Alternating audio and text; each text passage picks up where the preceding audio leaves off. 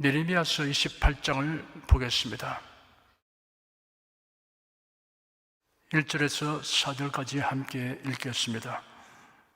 이해 유다왕 시드기야의 즉위한 지 오래지 않은 해 곧 4년 5월에 기본 아수르의 아들 선지자 하나냐가 여호와의 집에서 제사장들과 모든 백성 앞에서 내게 말하여 가로되 만군의 여호와 이스라엘의 하나님이 이같이 말씀하여 가라사대 내가 바벨론 왕의 멍에를 꺾었느니라.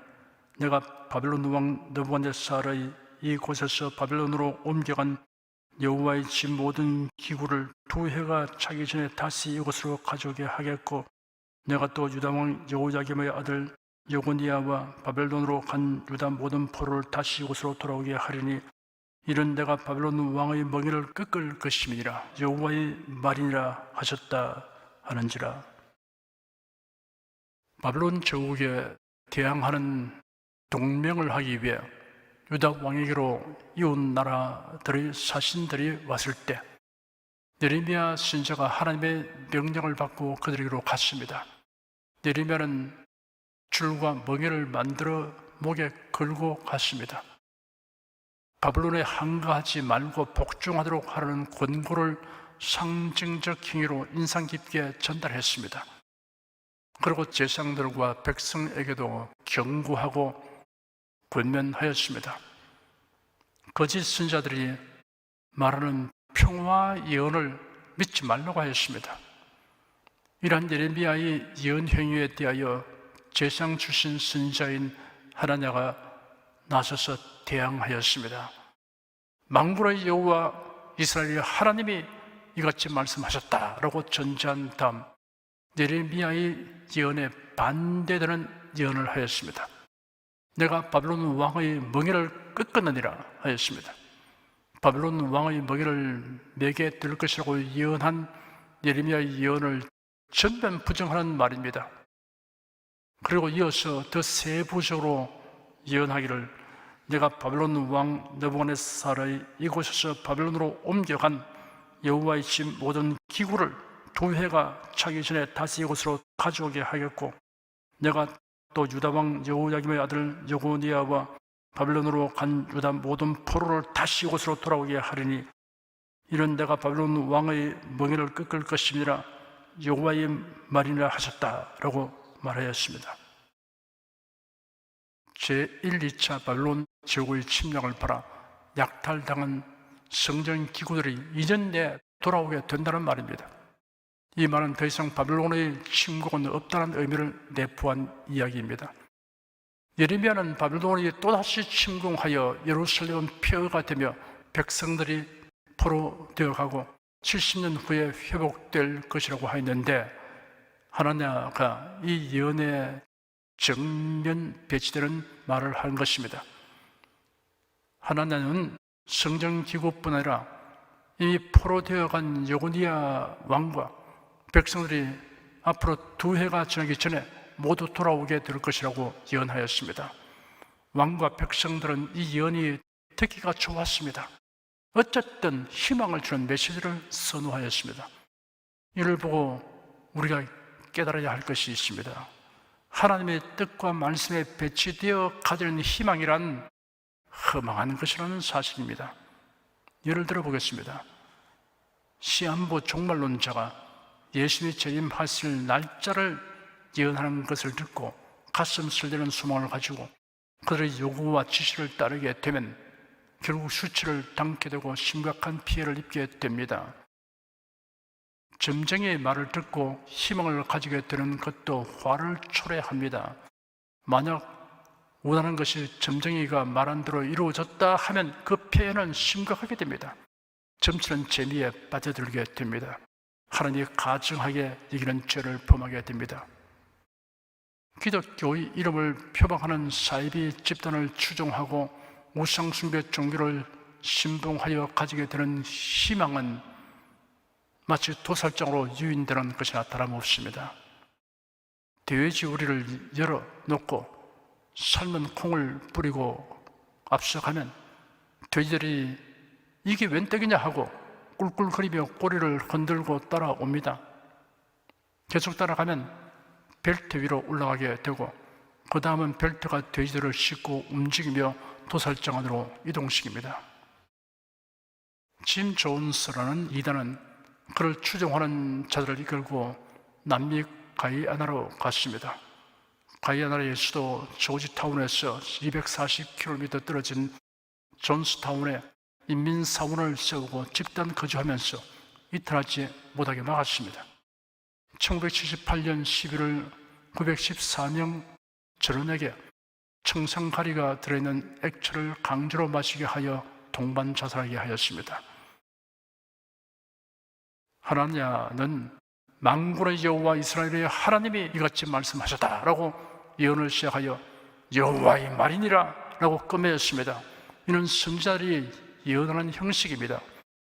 거짓 선지자들도 형식을 갖추어 말합니다. 그러나 내용은 거짓된 것입니다. 형식이 불필요한 것이 아니지만 형식이 내용을 보증하는 것은 아닙니다. 5절에서 9절까지 함께 읽겠습니다. 선지자 예레미야가 여호와의 집에 선 제사장들의 앞과 모든 백성 앞에서 선지자 하나냐에게 말할세. 선지자 예레미야가 말하되 아멘. 여호와는 이같이 하옵소서. 여호와께서 네 예언대로 이루사 여호와의 집 기구와 모든 포로를 바벨론에서 이곳으로 다시 옮겨 오시기를 원하노라. 그러나 너는 이제 내가 네 귀와 모든 백성의 귀에 이른 이 말을 들으라. 나와 너 이전 선지자들이 자고로 여러 나라와 큰 국가들에 대하여 전쟁과 재앙과 연병을 예언하였느니라. 평화를 예언하는 선지자는 그 예언자의 말이 응한 후에야 그런 진실로 여호와의 보내신 선지자로 알게 되리라. 예레미야는 하나냐의 예언에 대하여 공개 발언을 하였습니다. 아멘. 여호와는 이같이 하옵소서. 여호와께서 네 예언대로 이루사 여호와의 집 기구와 모든 포로를 바벨론에서 이곳으로 다시 옮겨 오시기를 원하노라 하였습니다. 하나냐의 예언처럼 되었으면 얼마나 좋겠느냐. 자신도 그렇게 되기를 원한다라는 말입니다. 그러나 이는 어디까지나 모든 사람의 소망일 뿐이지 하나님의 뜻이 아니라고 하였습니다. 유다나라가 바벨론에 의하여 백성이 포로되며 성전 기구들이 탈취당할 것이니 바벨론에 대하여 저항하지 말고 그들의 지배를 순순히 받으라는 것이 하나님의 뜻입니다. 예레미야는 역설하기를 어떤 예언자이든 그가 진실로 하나님이 보내신 예언자인가를 알려면 그가 발설한 예언의 성취 여부를 보아야 한다고 하였습니다. 성경 예언의 진실성은 예언의 성취를 통하여 증명되고 있습니다.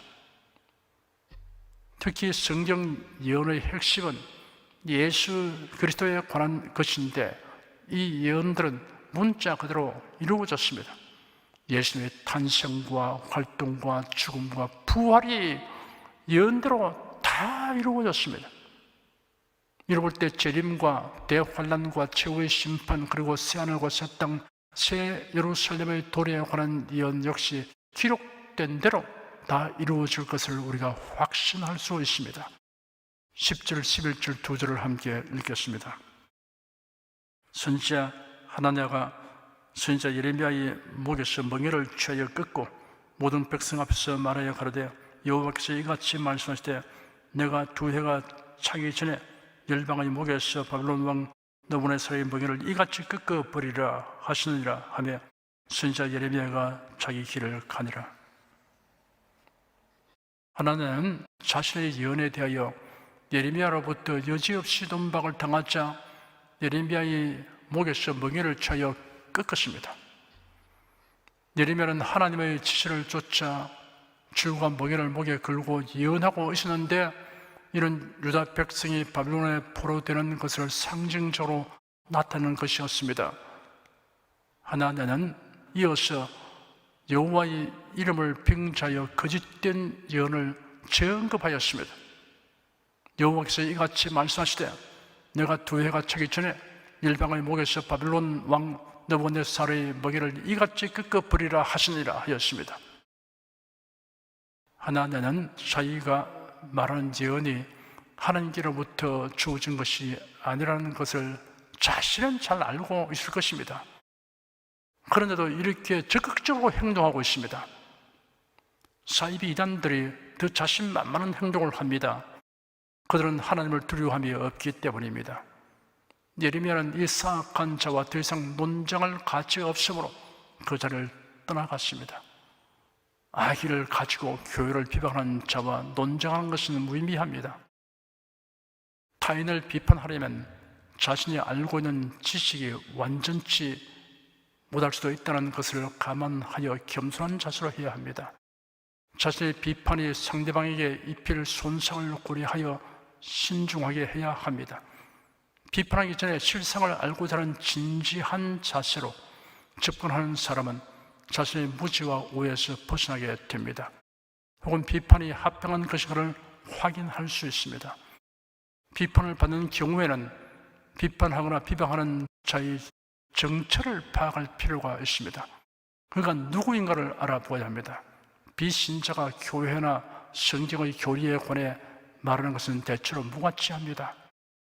무슨 의도를 가지는가를 알아보아야 합니다. 악의를 가졌느냐, 선의를 가졌느냐 하는 것을 간파해 보아야 합니다. 12절에서 14절까지 함께 읽겠습니다. 선지자 하나냐가 선지자 예레미야의 목에서 멍에를 꺾어버린 후에 여호와의 말씀이 예레미야에게 임하니라. 가라사대 너는 가서 하나냐에게 말하여 이르기를 여호와의 말씀에 네가 나무 멍에를 꺾었으나 그 대신 쇠 멍에를 만들었느니라. 만군의 여호와 이스라엘의 하나님이 같이 말하노라.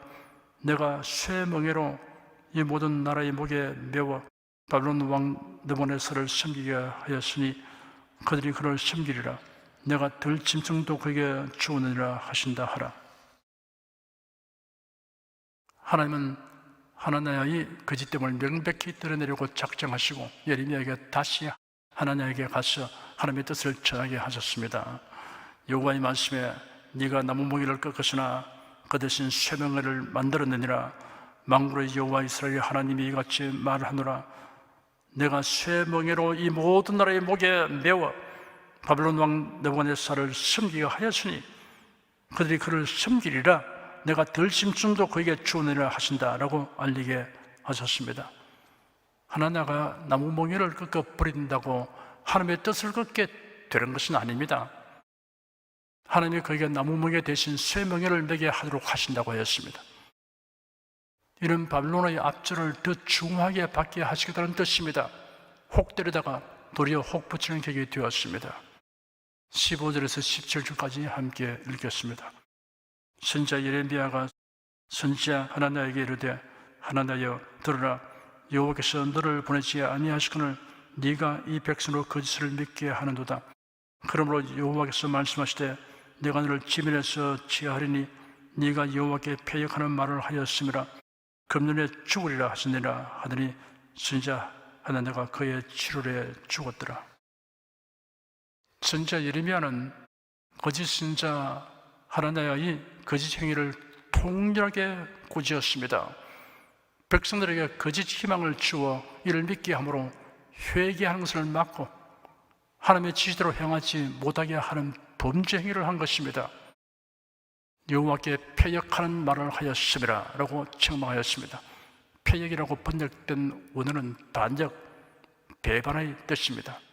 하나님의 뜻을 거스르는 말은 하나님께 반역하는 말입니다. 희망적인 말이라고 다 좋은 말은 아닙니다. 그 희망이 하나님의 뜻에 합당한가를 살펴야 합니다. 하나님께서 하나냐를 멸하심으로 금년에 죽을 것이라고 기한을 정하셨습니다. 이 예언이 선포된 지 2개월 후인 그의 7월에 하나냐가 죽었습니다.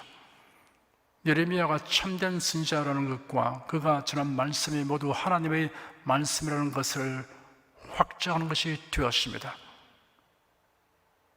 모기와 사자 우화가 있습니다. 모기 한 마리가 사자의 주위를 빙빙거리며 날아다니고 있었습니다. 사자는 귀찮아서 소리 질렀습니다. 저리 가지 못해! 이 먼지같이 조그만 녀석아, 귀찮게 굴지 말고 꺼져버리라. 이 말을 들은 모기는 화가 치밀어 올랐습니다. 화가 난 목소리로 대꾸하기를 동물의 왕이라고 함부로 입을 놀리다니 나에게 한번 당해 볼래? 모기는 사자의 목덜미 속으로 들어가서 날카로운 침을 찔렀습니다. 아따가워! 사자는 벌쩍 뛰더니 쏘인 곳을 정신없이 긁기 시작했습니다. 모기는 그 모습을 보고 의기양양하여 큰 소리쳤습니다. 동물의 왕 사자도 별 수 없군. 나의 침 한 방에 저렇게 쩔쩔 매다니 라고 하며 승리감에 도취되었습니다. 모기가 침으로 사자를 잠시 따끔하게 하였다고 과연 그것이 참된 승리일 수 없습니다. 모기는 여기저기 자랑하며 돌아다니다가 그만 거미줄에 걸리고 말았습니다. 거짓 선지자 하나냐는 거짓 예언을 하여 백성들의 지지를 받고 예레미야 선지자의 목에 걸고 있는 나무 몽이를 멸시하듯 손을 내밀어 취하여 꺾어 버리고는 의기양양하게 되었습니다. 그러나 그 승리감은 잠시뿐이었습니다. 마침내 하나님의 진노하심으로 죽음을 당했습니다. 하나님의 말씀을 믿고 그대로 순종하는 자들이 얻는 승리만이 참된 승리입니다. 하나님의 말씀대로 살아가는 그 자체가 승리라는 사실을 우리가 알아야 합니다. 이런 성도는 무슨 일을 만날지라도, 죽음이 닥쳐오더라도 그러한 일이 그리스도 안에서 승리자가 된 것을 손상시키지 못한다는 확신을 가져도 좋습니다. 하나님께서 주신 말씀의 일을 보증합니다. 기도하겠습니다. 유다 나라의 왕과 백성들의 병편은 하나님께서 선지자를 통하여 주신 말씀을 듣기를 원치 않고 왕과 백성이 원하는 말씀을 들려주는 선지자를 환영하였다는 것임을 본문에서 우리가 살펴보았습니다.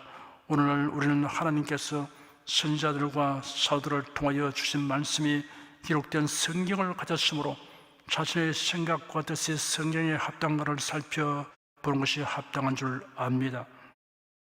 그러하지 않고 내 생각과 뜻을 지지하는 말씀을 찾으려고 하면 옛날 유다 왕과 백성처럼 되어 성경을 외국에 가르친 자들을 선호하고 따르게 된다는 경고를 듣게 되었습니다. 정보 전달 매체가 무수하게 많은 이 시대에 우리 성도에게 분별력을 주시고 치우쳐나가지 않도록 성령에서 붙들어 주시옵소서.